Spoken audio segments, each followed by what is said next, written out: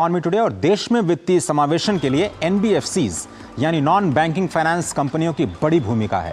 ये कंपनियां ऐसे इलाकों में काम करती हैं जहां पर सामान्य बैंक नहीं जा पाते और हाशिए पर पड़े लोगों को वित्तीय व्यवस्था के दायरे में लाने के लिए रोजगार के लिए अहम भूमिका भी निभा रहे हैं। पिछले दिनों रिजर्व बैंक ऑफ इंडिया ने अनसिक्योर्ड लोन के लिए रिस्क वेटेज को 25% बढ़ा दिया। केंद्रीय बैंक का मानना है कि रिटेल कंज्यूमर लोन को लेकर के क्वालिटी मेंटेन करना जरूरी है, लेकिन इसका असर बैंक और एनबीएफसीज पर होगा। आरबीआई के इस फैसले के बाद रेटिंग एजेंसी क्रिसिल ने कहा कि चालू वित्त वर्ष में भारत के गैर बैंकिंग वित्तीय कंपनियां यानी एनबीएफसी क्षेत्र की वृद्धि दर 16 से 18% के अनुमान से कम रह सकती है। और इसी मुद्दे पर हमारे साथ जुड़ रहे हैं शचीन्द्र नाथ, जो कि एमडी हैं यूगो कैपिटल के। शचीन्द्र जी, बहुत धन्यवाद। तो सबसे पहले तो एनबीएफसीज की जो भूमिका है हमारे पूरे वित्तीय समावेशन में, उसी से शुरुआत करते हैं और उसके बाद में आरबीआई के मुद्दे पर आता हूं। सर, बिल्कुल आपने बहुत ही सही कहा अजय जी। अगर आप ये देखें कि भारतवर्ष में, जिसको हम बोलते हैं भारत है, इंडिया नहीं, उसमें जो रोजगार है, जो ऋण हम प्रोवाइड करते हैं उन लोगों को जिनको मेन लाइन बैंकिंग सिस्टम से ऋण नहीं मिलता है, उसमें एनबीएफसी की एक बहुत बड़ी भूमिका है। लेकिन अभी ये भूमिका निभाती हैं ज्यादातर मध्यम साइज की या छोटी एनबीएफसी।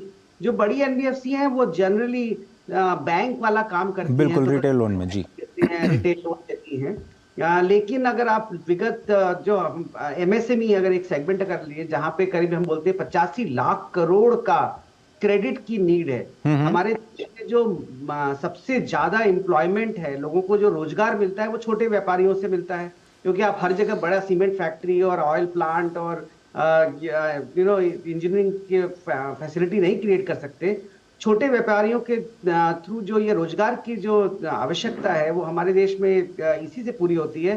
और इसको जो क्रेडिट देने का जो समावेश है वो एनबीएफसी करती हैं जी। लेकिन इसमें जो एक्सेलरेशन की जरूरत है और उसके लिए जो इकोसिस्टम का जो सपोर्ट चाहिए, उसमें कहीं ना कहीं अभी भी बहुत कमी है।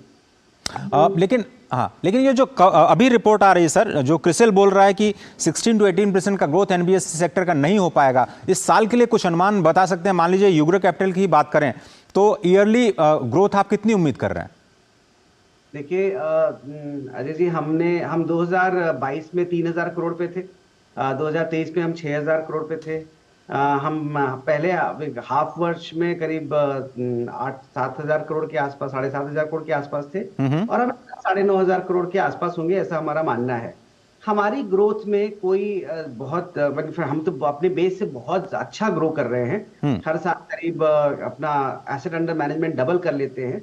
और इसका मेन जो रीजन है कि हम क्यों ग्रो कर पा रहे हैं, क्योंकि हमने एक यूनिक स्ट्रेटजी अडॉप्ट की जहां पे हमने बोला कि जो मेन लाइन बड़े बैंक हैं, पब्लिक सेक्टर और private sector, mainly public sector bank, उनके साथ हमने पार्टनरशिप की।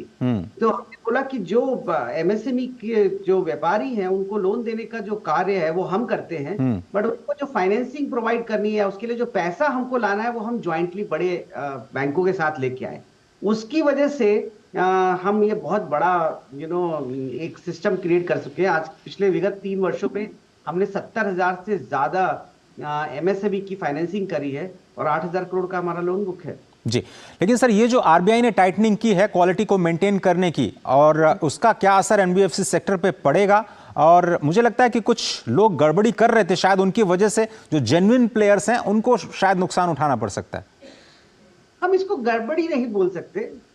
ये हमारे यहाँ एक जनरेशनल शिफ्ट आ रहा है। देखिए, अगर आप देखें हमारे 1-2 जनरेशन पहले तो हमारा समाज कैसा था? हमारा समाज ऐसा था जहां लोग पैसा बचाते थे और उस बचाए हुए पैसे से सामान खरीदते थे।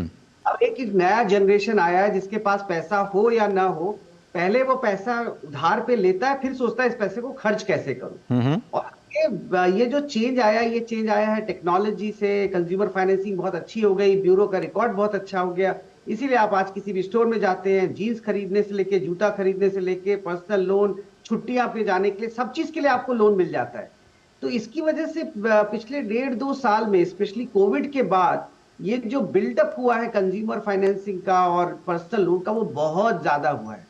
बैंकों को और बड़ी एनबीएफसी को भी अच्छा लग रहा था, क्योंकि उसमें जो ब्याज की दर होती है वो काफी अच्छी होती है। जी जी। लेकिन आरबीआई ने ये माना कि ये तो भाई बहुत बड़ी एक समस्या क्रिएट हो रही है, इन्फ्लेशन इससे बढ़ रहा है। सचिन जी, मेरे पास वक्त कम है। सचिन जी, एक छोटा सा सवाल ये है कि ब्याज दरों पर आपकी क्या राय है? अभी सुबह खबर आई कि एसबीआई ने 5 to 10 बेसिस पॉइंट का हर टेन्योर पे ब्याज दरें बढ़ा दी हैं। एनबीएफसीज की तरफ से जो ब्याज दरें हैं उन पर नजरिया आपका क्या है? बहुत छोटा सा जवाब सर, थैंक यू। ये सर, ब्याज दर कस्टमर के लिए थोड़ा तो जरूर बढ़ेंगी, बिकॉज जब भी आरबीआई टाइटनिंग करता है तो इसका जो इकोनॉमिक इफेक्ट है वो तो नीचे तक जाता ही है। आरबीआई की कोशिश भी यही है कि थोड़ा ब्याज दर बढ़े जिससे इन्फ्लेशन जो है वो नीचे आए। तो मुझको ऐसा लगता है, हम कोशिश बहुत कर रहे हैं कि एमएसएमई सेक्टर को ये बर्डन नहीं लेना पड़े, बट थोड़ा तो इसमें जरूर लोड आएगा कस्टमर पे। सचिन आनंद जी, बहुत धन्यवाद। वक्त मेरे पास इतना ही इकोनॉमी टुडे में आज के लिए सिर्फ इतना ही। लगातार हम आपसे आगे भी जुड़ते रहेंगे इन तमाम खबरों पर। फिलहाल एक छोटा सा ब्रेक लेते हैं। ब्रेक के बाद कुछ और खबरें व्यापार जगत की बने रही, आप देख रहे हैं।